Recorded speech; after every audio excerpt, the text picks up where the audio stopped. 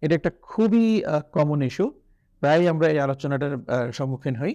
সেটা হচ্ছে সি এবং ওয়াচ এর মধ্যে পার্থক্য কি?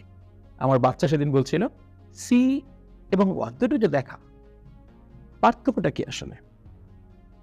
সি একটা ডিফারেন্ট ওয়ার্ড যেটা আসলে বোঝায় আ যখন আমরা কোনো কিছু চোখ দিয়ে পারসিভ করি, হ্যাঁ? আমাদের চোখ যখন কোনো কিছু পারসিভ করে কিংবা যখন আমরা কোনো দিকে ফোকাসটা ফেলি, এগুলোকেই বেসিক্যালি আ আমরা সি এই শব্দটা দিয়ে মূলত আ প্রকাশ করি আরকি।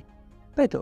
অর্থাৎ সি হচ্ছে তখনই ব্যবহার করি যখন আমরা আমাদের চোখ কোনো কিছু পারসিভ করে কিংবা আমরা যখন কোনো দিকে ফোকাসটা নিবদ্ধ করি তখন। ওয়াচ হচ্ছে যখন আমরা কেয়ারফুলি কোনো কিছু দেখি এবং মোস্ট ইম্পোর্টেন্টলি কন্টিনিউয়াসলি কোনো কিছু দেখি। আমি যদি বলি যে, "I am seeing a cricket match" এটা হবে না, রং। কারণ মানুষ যখন একটা খেলা দেখে, সে খুব কেয়ারফুলি তো দেখেই এবং কন্টিনিউয়াসলি সেটা দেখতে থাকে। এই কারণে স্ক্রিনে দেখার ক্ষেত্রে কখনোই কিন্তু সি ইউজ করার কোনো সুযোগ নাই। সবসময় আমরা ওয়াচ ব্যবহার করি। I am watching TV, I am watching a movie, I am watching a cricket match সেখানে I am seeing a movie কখনোই দেখি না।